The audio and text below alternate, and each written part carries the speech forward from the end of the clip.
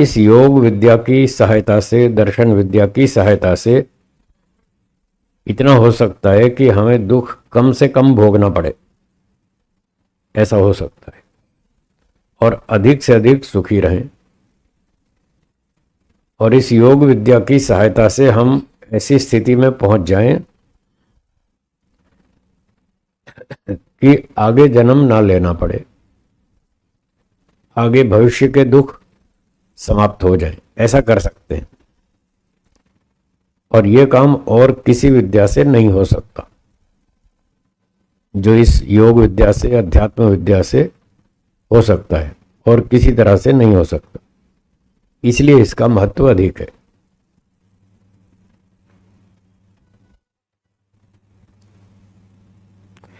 तो योग दर्शन, न्याय दर्शन, ये सारे अध्यात्म शास्त्र हैं। ये हमको ठीक ठीक सोचना सिखाते हैं।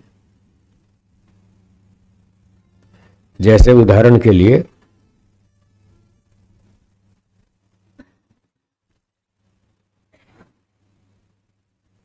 हमें कौन सा काम करना चाहिए, कौन सा नहीं करना चाहिए। जिस काम के करने से लाभ अधिक होता हो और हानि कम होती हो, वह काम करना चाहिए। ये दर्शन शास्त्रों में हमको सोचने का ढंग सिखाया गया। जिस काम के करने से लाभ अधिक होता हो और हानि कम होती हो, वो काम करना चाहिए। जिस काम के करने से लाभ कम होता हो और हानि अधिक होती हो, वो काम नहीं करना चाहिए। क्या आप दो बातों से सहमत हैं? ठीक है ना? ये है सोचने का ढंग। अब जो इस ढंग से सोचता है कि वो काम करूंगा जिसमें लाभ अधिक हो, तो उसका सोचने का ढंग ठीक होता जाएगा। पर इससे पहले यह भी जानना होगा कि हानि और लाभ की परिभाषा क्या है। वो भी महत्वपूर्ण है। एक व्यक्ति किसी काम में अधिक लाभ समझता है, दूसरा व्यक्ति उस काम में हानि समझता है, तो फिर अपना अपना विचार अलग हो गया। विचार तो अलग अलग हो गया, पर वो दोनों का विचार ठीक है ऐसा नहीं है। हानि लाभ की हमें एक पहले परिभाषा बनानी पड़ेगी कि हानि किसको कहते हैं और लाभ किसको कहते हैं।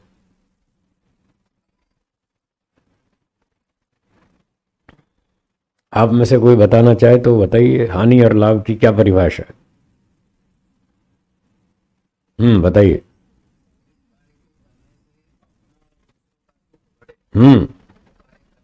बहुत अच्छे, बहुत बढ़िया, सही बताया आपने। तो जिससे अपना और दूसरों का सुख बढ़े, वो लाभ है। सुख बढ़े इसका नाम है लाभ, और दुख बढ़े इसका नाम हानि। ये परिभाषा ठीक है। तो अब ऐसे काम हमको सोचने पड़ेंगे, किस काम के करने से हमारा और दूसरों का सुख बढ़ता है।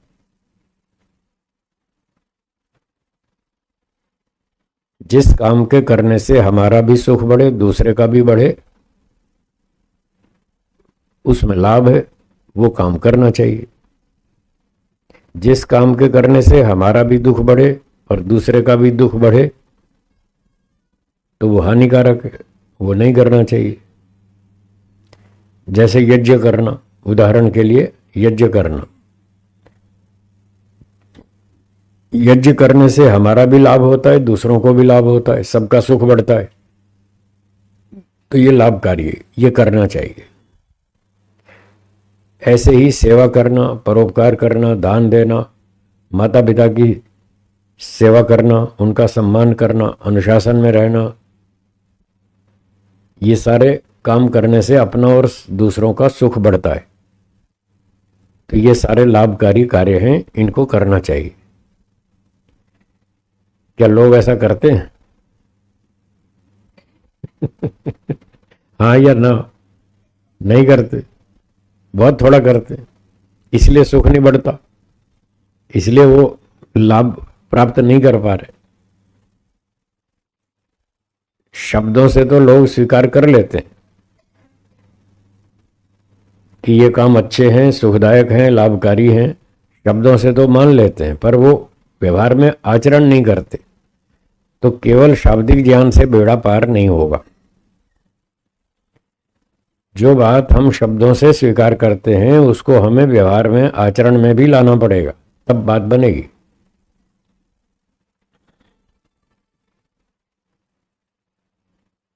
एक व्यक्ति खाट पे बैठ के संध्या कर रहा था,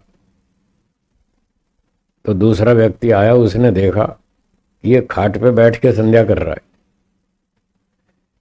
तो उसने कहा तुम खाट पे बैठ के संध्या करते हो, ये तो अच्छा नहीं है, संध्या तो नीचे आसन पे बैठ के करनी चाहिए। उसने कहा बस मेरी कुछ थोड़ी मजबूरी है, इसलिए मैं कभी कभी खाट पे बैठ के भी कर लेता हूं। फिर उसने पूछा आप कहाँ बैठ के करते हैं? बोले मैं तो करता ही नहीं हूं,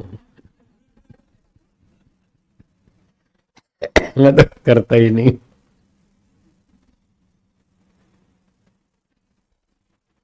तो ना करने से तो खाट पे बैठ के करना अच्छा, कुछ तो कर रहा है, कुछ तो फायदा होगा ना, तो कुछ तो करना चाहिए। ना करने से कुछ करना अच्छा है, परंतु यहां भी ध्यान रखना, जो विहित कर्म है उन पर यह नियम लागू होता है, न करने से कुछ करना अच्छा है। जो निषिद्ध कर्म है वहां यह नियम लागू नहीं होता, वहां तो ना करना ठीक है, उल्टा सीधा करने से तो ना करना ठीक है। बात पकड़ में आई? वहां यह नियम लागू नहीं होता कि ना करने से कुछ करना अच्छा है। वो कहता है थोड़ा थोड़ा सिगरेट पीता हूं, बस ज्यादा थोड़ी पीता हूं, दिन में 2 बार, ज्यादा नहीं। अब ना करने से कुछ करना तो अच्छा है ना, ये नियम यहां लागू नहीं होगा, यहां तो ना पीना ही अच्छा है। झूठ बोलना, गुस्सा करना, झगड़ा करना, अन्याय करना, ये तो सारे उल्टे काम है, निषिद्ध कर्म है, इनको तो ना करना अच्छा है। और जो करने योग्य कार्य हैं, विहित कर्म है, जिनसे सुख मिलता है, सुख बढ़ता है, वहां ये नियम लागू होता है कि ना करने से कुछ करना तो अच्छा है। एक व्यक्ति संध्या बिल्कुल नहीं करता, दूसरा खाट पे बैठ के करता है, वो उससे तो अच्छा ही। अब एक व्यक्ति बूढ़ा हो गया, शरीर में शक्ति कम हो गई, आसन लगा के बैठ नहीं पाता, घुटने दुखते हैं, कमर दुखती है, थकान लगती है, तो उसको बोला आप कुर्सी पे बैठ के कर लो, संध्या तो करो, सोफे पर बैठ के कर लो, कुर्सी पे बैठ के कर लो, पांव लटका के कर लो। संध्या ना करने से तो अच्छा है ना, कुर्सी पे बैठ के कर लेना उससे ज्यादा अच्छा है, कुछ तो करेगा, कुछ तो लाभ होगा ना। तो इस बात का भी ध्यान रखें। तो ये सारे अच्छे काम हैं, ये करने चाहिए, इससे हमारा और दूसरों का सुख बढ़ता है। अब यदि ऐसे व्यक्ति सोचे और ऐसे काम करे तो इस दर्शन विद्या से, योग विद्या से, अध्यात्म विद्या से उसका जीवन अच्छा हो जाएगा, वो ज्यादा सुखी होगा। एक व्यक्ति कहता है खाओ पियो मजा करो, किसने देखा अगला जन्म, किसने देखा ईश्वर, किसने देखा मुक्ति, मुक्ति सब बेकार बातें, फालतू बातें। कोई मुक्ति से आगे बताता तो है नहीं कि मैं मुक्ति में से आ रहा हूं और मुक्ति में बहुत मजा है, कोई बताता तो है नहीं। तो ये बहुत सारे कुतर्क हैं, ये व्यर्थ की बातें हैं, प्रमाण तर्क से विहीन बातें।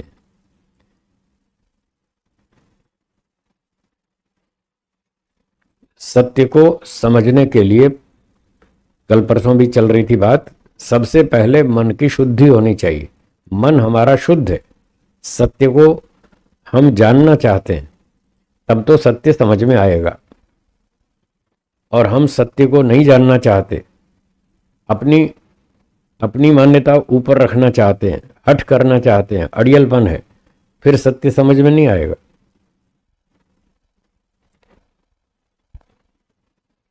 तो ये पूछना चाहिए कि जी सत्य क्या है, वो बताएं।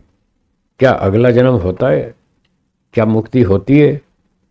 क्या ये बातें ठीक हैं जो शास्त्रों में लिखी हैं? ऐसे जानना चाहिए, जानने की इच्छा होनी चाहिए, और अच्छे योग्य विद्वान से पूछना चाहिए जो शास्त्रों को पढ़ा लिखा हो, खूब बार पढ़ा हो, मनन चिंतन किया हो, और उसने आचरण भी किया हो, उसका लक्ष्य भी वैसा ही हो। तो ऐसे व्यक्ति से फिर पूछना चाहिए, वो फिर आपको ठीक ठीक बताएगा कि हाँ ये बातें ठीक हैं।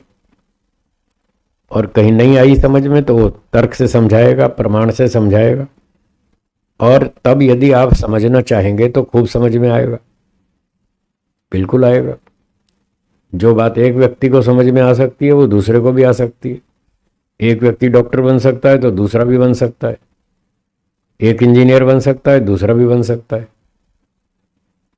तो इस तरह की हमारी मानसिक तैयारी होनी चाहिए, मन की शुद्धि होनी चाहिए, फिर हमको ये सारी बातें समझ में आ जाएंगी।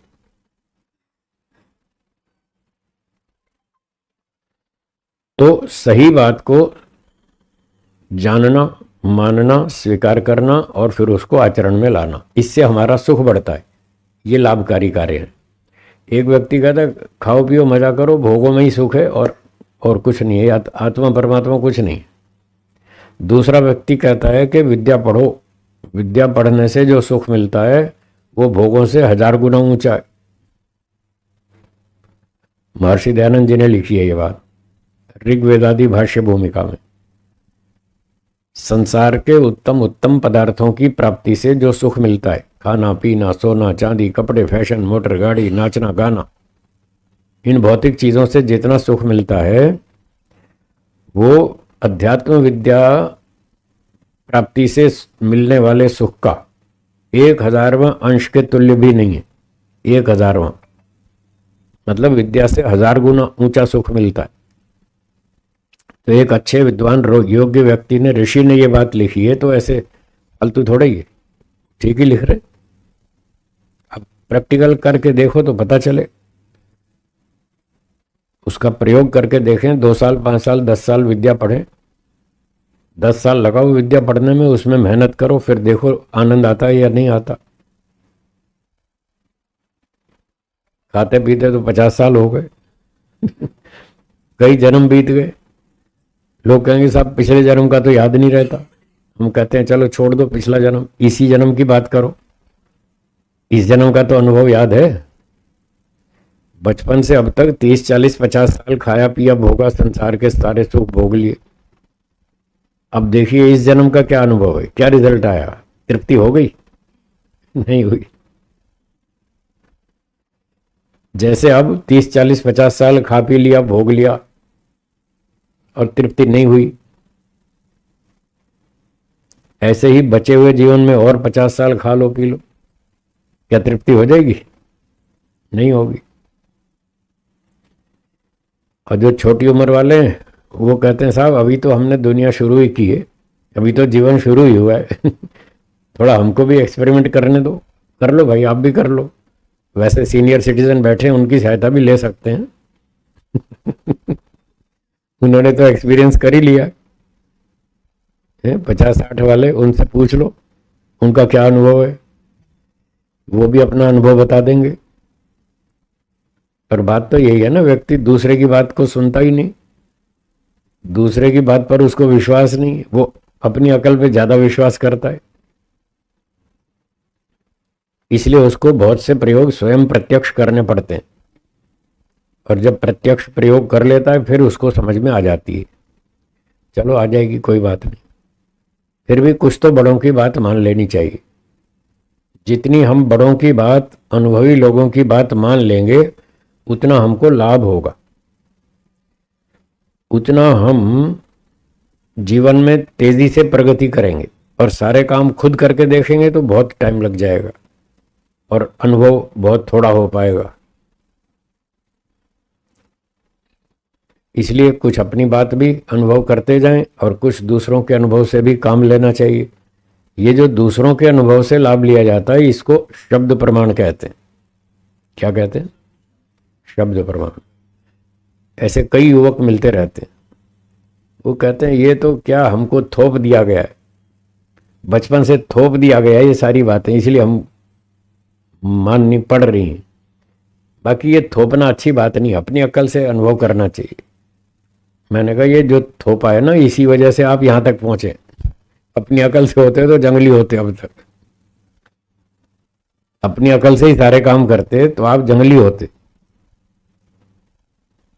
आपको बचपन से माता पिता ने पढ़ाया सिखाया, फिर स्कूल गए, टीचर्स ने पढ़ाया सिखाया, तब आपने उनकी बातें मान ली कि 5 एकम 5, 5 दूनी 10, 5 अट्ठे 40। अब मत मानो, अपनी अकल से अपना हिसाब बनाओ, देखें कब तक सीखोगे। मैथमेटिक्स अपने हिसाब से स्वयं बनाओ, कितने साल में सीखोगे? जिंदगी भर नहीं सीख पाएंगे।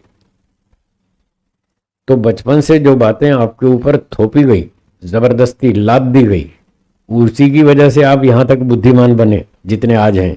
और जो आप ये फालतू कुतर्क कर रहे हैं कि हम अपनी अकल से जीना चाहते हैं, ये भी आप तभी बोल पा रहे हैं जब आपके ऊपर बातें थोपी गई। अगर ये थोपी नहीं जाती तो आप ये बात भी नहीं बोल पाते कि हम तो अपनी अकल से जिएंगे। इसलिए ये मान्यता गलत है, ये सिद्धांत गलत है कि हम अपनी अकल से जिएंगे। तो शब्द प्रमाण का अपना मूल्य है, उसका लाभ लेना चाहिए। अनुमान प्रमाण का अपना मूल्य है, उसका भी लाभ लेना चाहिए। और प्रत्यक्ष का भी अपना मूल्य है, थोड़ा थोड़ा उसका भी लाभ लेना चाहिए। जीवन की सारी बातें शब्द प्रमाण से नहीं चल पाती, सारी बातें प्रत्यक्ष भी नहीं कर सकते, सारी बातों का अनुमान भी नहीं हो सकता। थोड़ा थोड़ा सबका लाभ लेना चाहिए, ये बुद्धिमत्ता की बात है। तो जो इस तरह से सारे प्रमाणों का लाभ लेता है वो बुद्धिमान हो जाता है, फटाफट सीख जाता है और सुखी रहता है। तो जो लोग ये समझते हैं कि खाओ पियो भोगो बस यही सब कुछ है, ना कोई पिछला जन्म है, ना कोई अगला जन्म है, ना कोई कर्म फल है, ना कुछ, तो ये मान्यता गलत है, ये ठीक नहीं है।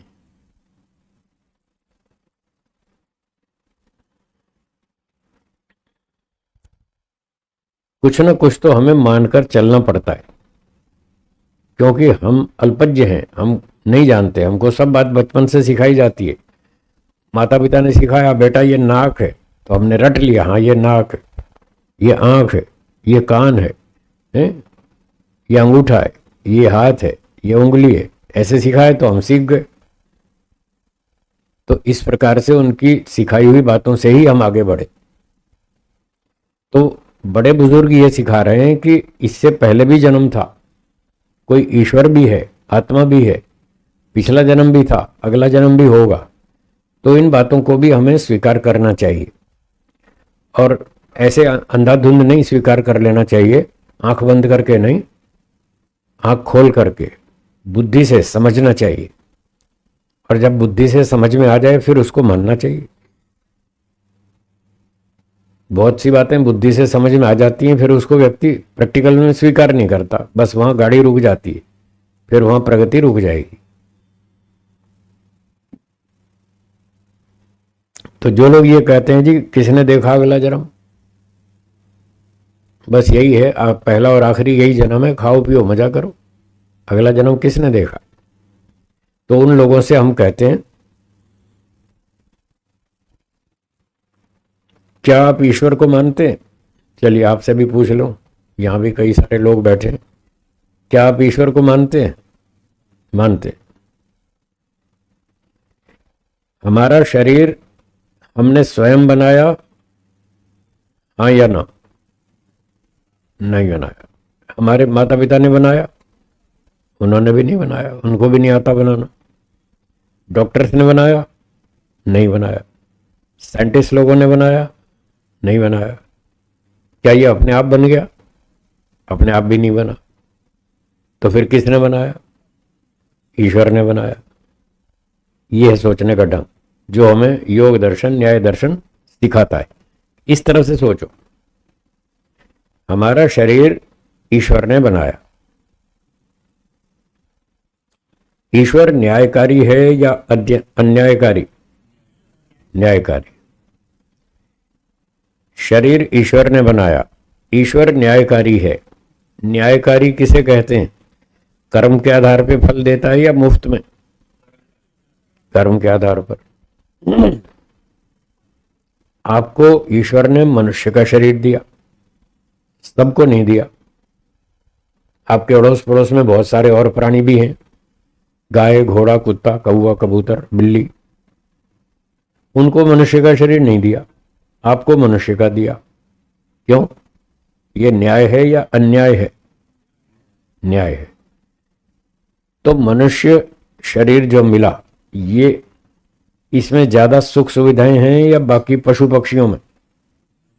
मनुष्यों में। तो मनुष्यों को ईश्वर ने ज्यादा सुख सुविधाएं दी, बाकियों को नहीं दी, और आप कह रहे हैं ये न्याय है। तो न्याय का मतलब क्या? कर्म के आधार पे फल देना। सारी बात का सार क्या निकला? ये शरीर मुफ्त में मिला या कर्मों का फल है? चलो एक बात तो साफ हो गई। तो ऐसे सोचना चाहिए। ऋषि लोग हमको ऐसे सोचने का ढंग सिखाते हैं कि ऐसे ऐसे सोचो, ये शरीर मुफ्त में नहीं मिला, ये कर्मों का फल है। मनुष्य वाले शरीर में ज्यादा सुख सुविधाएं हैं या पशु पक्षियों में? मनुष्य में। आपको ये मनुष्य का शरीर मिला, कर्मों का फल है। ये कैसे कर्मों का फल है? अच्छे या बुरे? अच्छे। अगली बात, कर्म पहले किया जाए, फल बाद में दिया जाए, ये नियम ठीक है या फल पहले दिया जाए, कर्म बाद में किया जाए? कौन सा नियम ठीक है? कर्म पहले, फल बाद में। ठीक है। बस एक आखिरी बात और सोचिए, आपको पैदा होते ही शरीर मिला, जन्म के साथ साथ शरीर मिल गया ना, और ये शरीर कर्मों का फल है। आपको पैदा होते ही फल मिला। आपने कहा था कर्म पहले करेंगे, फल बाद में मिलेगा। जब पैदा होते ही फल मिला तो प्रश्न हुआ कि जिन कर्मों से आपको ये शरीर मिला, वो कर्म आपने कब किए थे? पिछले जन्म में। अब आया समझ में? कोई पिछला जन्म भी था जब आपने अच्छे काम किए, तो आपको इस बार मनुष्य का शरीर मिल गया। और जिन्होंने अच्छे काम नहीं किए वो डिस्कवरी चैनल पर दिखते हैं। आपके अड़ोस पड़ोस में, गली मोहल्ले में, कोई नदी में, कोई समुद्र में, कोई जंगल में, वो वहां दिखते हैं सारे प्राणी। ये सब वो लोग हैं जिन्होंने अच्छे काम नहीं किए। तो सार क्या निकला? पिछले जन्म में आपने अच्छे काम किए, इसलिए आज आप मनुष्य बनकर खूब अच्छी तरह सुख से जी रहे हैं। और जिन्होंने अच्छे काम नहीं किए वो अन्य प्राणियों के शरीर में दुखी हो रहे। अब अगली बात यह है कि जैसे पिछले जन्म में कुछ कर्म किए, उसका फल हम आज भोग रहे हैं इस जन्म में। इस जन्म में भी कुछ कर्म कर रहे हैं या नहीं कर रहे हैं? क्या इन कर्मों का फल आगे मिलेगा या नहीं मिलेगा? इस बार तो आप मनुष्य बन गए, ठीक है। मोटी भाषा में कहें तो आपकी लॉटरी लगी है। लाखों प्राणी है, उनमें से एक ही प्राणी मनुष्य ऐसा बढ़िया, बुद्धिमान, सुखी, तो ये लॉटरी जैसा ही है। मुफ्त में तो नहीं है, लॉटरी जैसा है ये। तो आपने पहले अच्छे काम किए, इसलिए आज आप मनुष्य हैं। अब प्रश्न है, अगले जन्म में क्या बनना चाहते हैं, मनुष्य या कुछ और कुछ नहीं? वैरायटी बहुत सारी है। मनुष्यों के अलावा बहुत सारी वैरायटी है प्राणियों की। आपको और कोई पसंद नहीं आया? मनुष्य ही बनना है। चलो अच्छी बात है। तो हमें यह सोचना चाहिए कि हम मनुष्य हैं, अगली बार भी मनुष्य बनना चाहते हैं। ऐसी ही माता पिता, बढ़िया सुख सुविधाएं, बुद्धि, खाना पीना, सब सुविधाएं हमको अगले जन्म में भी चाहिए। तो क्या इस जन्म में आपको ये सारी सुविधाएं फ्री में मिली? नहीं मिली। क्या अगले जन्म में ये सुविधाएं फ्री में मिलेंगी? नहीं मिलेंगी। अब भी कर्म से मिली और आगे भी कर्मों से मिलेंगी। कैसे कर्मों से मिली? अच्छे। तो यदि अगले जन्म में मनुष्य बनना चाहते हैं तो आपको इस जन्म में कैसे कर्म करने पड़ेंगे? अच्छे। तो ये सारी बातें सोचनी चाहिए। खास तौर से जिस दिन आपका जन्मदिन हो उस दिन तो जरूर सोचनी चाहिए, ठीक है ना?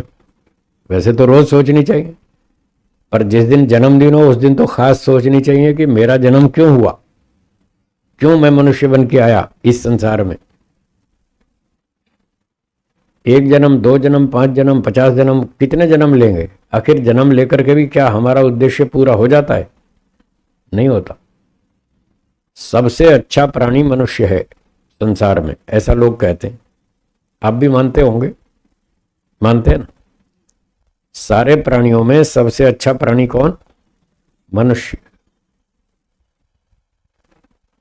और सबसे खराब प्राणी कौन है गोपाल जी? वो भी मनुष्य। देखो, है ना विचित्र बात। दो उल्टे सवाल हैं और दोनों का एक ही उत्तर। कितनी अजीब बात। सबसे अच्छा प्राणी भी मनुष्य और सबसे खराब प्राणी भी।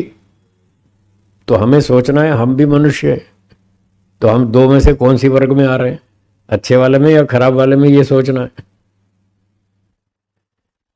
सबसे अच्छा प्राणी मनुष्य क्यों है? क्योंकि जितने अच्छे काम मनुष्य कर सकता है, इतने अच्छे काम और कोई प्राणी नहीं कर सकता। और सबसे खराब प्राणी मनुष्य क्यों है? क्योंकि जितने खराब काम मनुष्य कर सकता है, इतने खराब और कोई नहीं कर सकता। तो बस कर्मों का चमत्कार है सारा, कर्मों का ही खेल है। यदि कर्म अच्छे हैं तो हम अच्छे हैं, यदि हमारे कर्म खराब हैं तो हम खराब हैं। और यदि कर्म अच्छे हैं तो अगला जन्म भी अच्छा है, इन्हीं कर्मों से ही अगला जन्म मिलेगा। और यदि कर्म खराब हैं तो अगला जन्म भी फिर समझ लीजिए वो भी खराब ही होगा। तो ये सारी बातें हमें सोचनी चाहिए। फिर ये सोचना चाहिए चलो इस बार तो मनुष्य बन गए, हमने अच्छे काम किए थे पहले, तो इस जन्म में हम दूसरे प्राणियों की तुलना में तो बहुत सुखी हैं। हाँ या ना? हाँ, पर पूरे सुखी तो अब भी नहीं है। दुनिया में अन्य प्राणियों की तुलना में हम बहुत ज्यादा सुखी हैं, पर पूरे सुखी अभी भी नहीं है। 100% सुख अब भी नहीं है। हमें कितना सुख चाहिए, कितने परसेंट? 100%। और वो मनुष्य बनने पर भी नहीं मिल रहा। फिर सोचना पड़ेगा कि ऐसा क्या करें जिससे कि हमें 100% सुख मिले। तो संसार में तो कहीं दिखता नहीं। तो विचार करने से इसका उत्तर मिलता है कि 100% सुख मोक्ष में मिलेगा। इस जन्म मरण से जब छूट जाएंगे, दुख का कारण जन्म लेना, जब ये जन्म लेना कारण हट जाएगा तो दुख भी हट जाएगा। कारण को हटा दो तो कार्य हट जाता है। इस नियम से ये पता चला। यदि जन्म लेना बंद कर दें तो फिर मोक्ष हो जाएगा और फिर हमें 100% सुख मिलेगा। और जब तक जन्म आएगा तब तक दुख भी आएगा। यदि जन्म बंद हो गया तो दुख भी छूट जाएगा, 100% छूट जाएगा। अब अपना अपना हिसाब देखिए, आपको सुख कितना चाहिए और दुख कितना चाहिए? सुख चाहिए 100% और दुख चाहिए 0%। और वो मोक्ष में हो सकता है। तो ये ऋषि लोग ऐसे समझा रहे हैं कि ऐसे सोचो, और जिस काम के करने में लाभ हो वो काम करना चाहिए, वो बुद्धिमत्ता है। जिसमें हानि हो वो नहीं करना चाहिए। तो मोक्ष प्राप्ति में पूरा लाभ है। क्या बोला? मोक्ष प्राप्ति करने में ही पूरा लाभ है। कोई ना समझे तो उसकी कमी। सच्चाई तो यही है, क्योंकि 100% सुख सबको चाहिए। कोई डॉक्टर हो, चाहे इंजीनियर हो, चाहे वकील हो, चाहे साइंटिस्ट हो, 100% सुख वो भी चाहता है। पर डॉक्टर, इंजीनियर, वकील बनने से कोई 100% सुखी हो नहीं जाता। वो तो मोक्ष में हो सकता है। इसलिए हमारे जीवन का लक्ष्य क्या हुआ? मोक्ष प्राप्ति। क्या लक्ष्य बना? तो जो मोक्ष की तरफ चल रहा है वो बुद्धिमान। अब पता चलेगा कौन कितना बुद्धिमान है। जो मोक्ष की तरफ चल रहा है वो बुद्धिमान है, और जो भोगों की ओर चल रहा है वो कम बुद्धि वाला है, उल्टा चल रहा है। उसमें थोड़ा तो सुख मिलता है, ठीक है, भोगों में सुख तो मिलता ही है, हम मना नहीं कर रहे, पर उसमें दुख ज्यादा मिलता है, सुख कम मिलता है। 20% भोग को लक्ष्य बनाएंगे तो सुख मिलेगा 20% और दुख मिलेगा 80%। और मोक्ष को लक्ष्य बनाएंगे तो सुख मिलेगा 100% और दुख हो जाएगा 0%। और अभी बुद्धिमत्ता का सिद्धांत बताया था, जिस काम में लाभ अधिक हानि कम वो काम करना चाहिए। या तो हानि बिल्कुल ना हो या हो तो कम से कम, ऐसा काम करें तो वो बुद्धिमत्ता है।